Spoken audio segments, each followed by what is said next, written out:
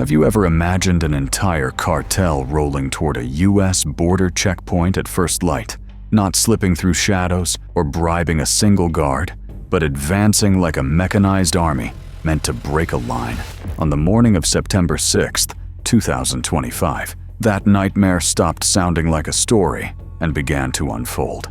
At 5:47, under a moon still clinging to the horizon, the Valiente cartel launched what they believed would be a defining, unstoppable strike.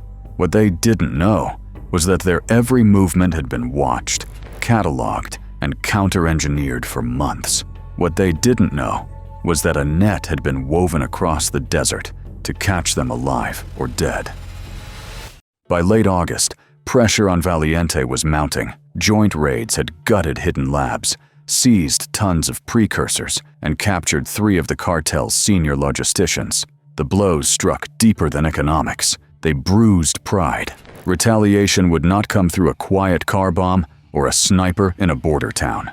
Valiente craved a spectacle. They planned to overwhelm a fortified checkpoint, torch its systems, and gouge a smuggling corridor that cut straight into Phoenix. This was about more than revenue. It was about prestige, about proving to rivals and governments alike that they could fight like an army. The chosen target was Sierra 11, a hardened crossing where the highway narrowed and radar masts caught the first light of the morning. Taking it meant blinding Arizona's surveillance net, creating a window wide enough to move an entire convoy undetected. Orders rang out across Sonora safe houses. Gather at dusk, ready vehicles, load narcotics, mount anti-air, strike at dawn. At 4:58, the assault began to coalesce. Engines rumbled to life as convoys pushed out of dry creek beds and thorn brush, 30 kilometers from the line. Steel-armored SUVs led the way, followed by cargo trucks draped in tarps. Pickups, retrofitted with turrets and plates of welded scrap, moved in disciplined columns. Technicals with anti-air guns and shoulder-fired missiles bristled in the rear. Over 300 fighters clambered aboard, their faces hidden, radios crackling with encrypted orders. They carried rifles, machine guns, and the belief that sheer mass and momentum could still shatter the frontier. The cartel believed their timing was flawless. Dawn, they thought, would blunt surveillance optics. Border patrols would be thin, and the element of surprise would tip the balance. What they did not realize was that their movements had already been decoded. Every step of their choreography had quietly been dismantled. For over a year, the Joint Border Analysis Cell had built a living map of Valiente's operations. Satellite pings traced their convoys, suspicious fuel diversions flagged hidden stockpiles, and the purchase trail of stolen SUVs revealed their staging. Intercepted communications, encrypted but penetrated, confirmed rehearsals, and referenced Operation Dawn Break, pointing to something far greater than routine smuggling. Analysts concluded the cartel was preparing a mechanized assault, not a shipment. The American response was deliberate and unseen. By nightfall, the trap was in place. Navy SEALs dug into ridgelines around Sierra 11, rifles suppressed, laser designators ready. Above them, MQ-9 Reapers and stealth aircraft circled like predators, watching every shadow. 2 F-35s lurked beyond radar reach, armed with small-diameter bombs. A gunship idled on standby, its 105mm cannon primed. Special operators had laced the canyon choke point with sensors, claymores, and buried charges. Seismic detectors slumbered under the dirt, waiting to stir at the faintest vibration. For 72 hours, the desert was silent. Patrols withdrew, and helicopters stayed grounded. To cartel scouts, the horizon looked empty. To American eyes, every tire track and flicker of radio traffic was data. When the seismic net quivered, a bunker lit green. The convoy was coming. 42 vehicles, 40 kilometers per hour, minutes from destruction. On the ridges, operators steadied their optics, murmuring targets like familiar names. The strategy was direct and merciless. Sever command, block escape, and unleash overwhelming firepower to finish what precision strikes began. In the operations room, an officer's tone was clipped and final when he gave the order that triggered everything. Execute. At 5:56, the convoy commander made a fatal error. Believing headlights would offer control, he ordered them switched on.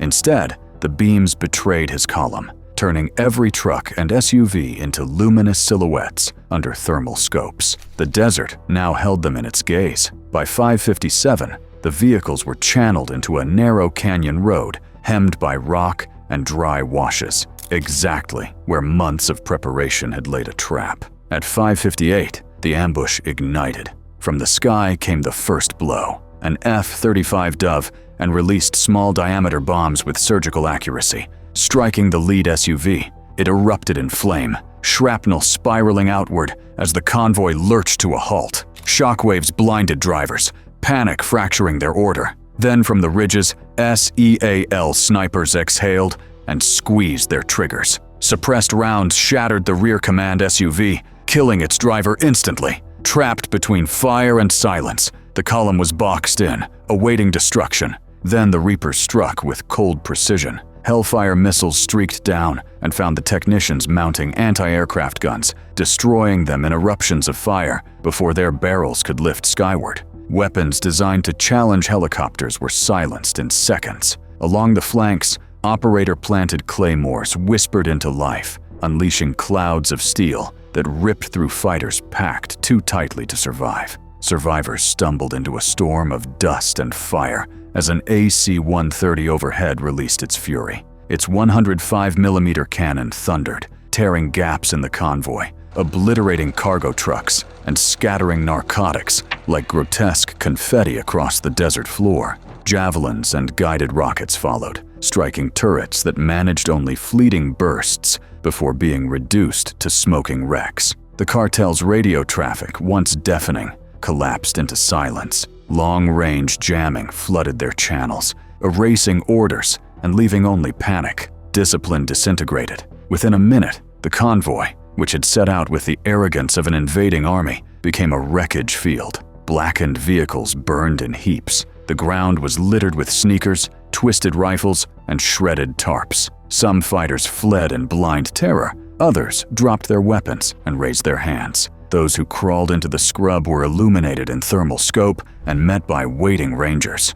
On the ridges, Barrett .5s barked, erasing gunners, drivers, and the last vestiges of cartel resistance. Within 6 minutes of the first detonation, the battlefield was transformed beyond recognition. Flames licked across the road, columns of smoke twisted upward, and a display of cartel power collapsed into a graveyard of wreckage. Moving with precision, Delta Force teams advanced, weapons steady, dragging survivors from crushed cabins and overturned trucks. Thermal scans and heartbeat sensors revealed those pretending to be dead, leaving no room for escape. By 6:50, the kill zone was under control. Captured fighters were sorted.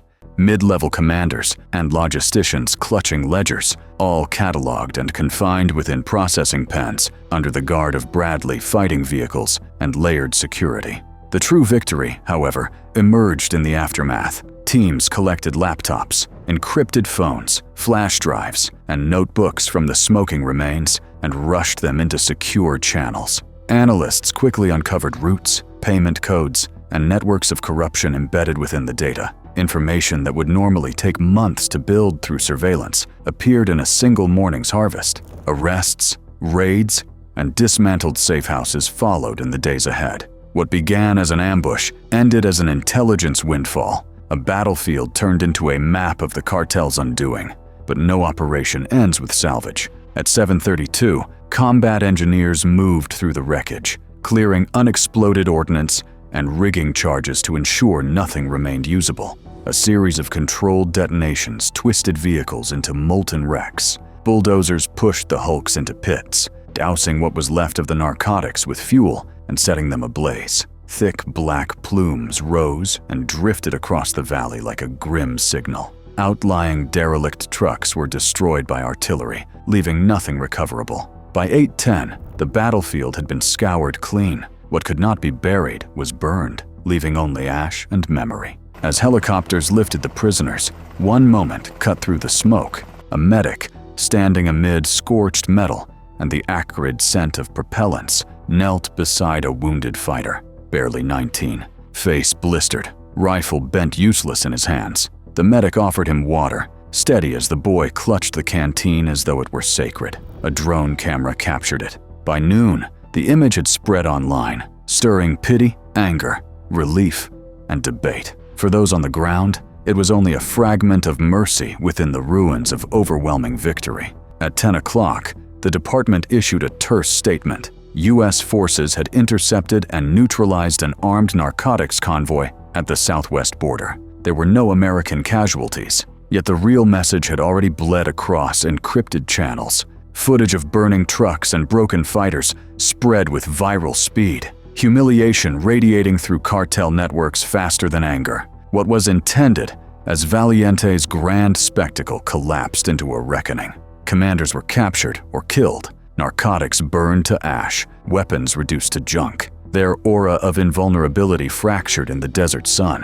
What began as a plan to shame a government instead revealed the strength of layered defense and the brutal cost of arrogance. As night fell, intelligence officers dissected seized drives and notebooks, unearthing routes, contacts, and codes that lit up a new constellation of targets. In the weeks that followed, raids and arrests rippled outward, dismantling safe houses and choking supply chains. The timeline became legend. At 5:47, the convoy rolled. At 5:58, it struck the trap. By 6:10, the desert had delivered its answer. By noon, the lesson had traveled farther than the convoy ever could. This border was not a gateway, but a wall of consequence. The wreckage left behind carried a paradox. Smoldering ruin beside a medic offering water. Proof that even in destruction, a fragment of mercy can survive.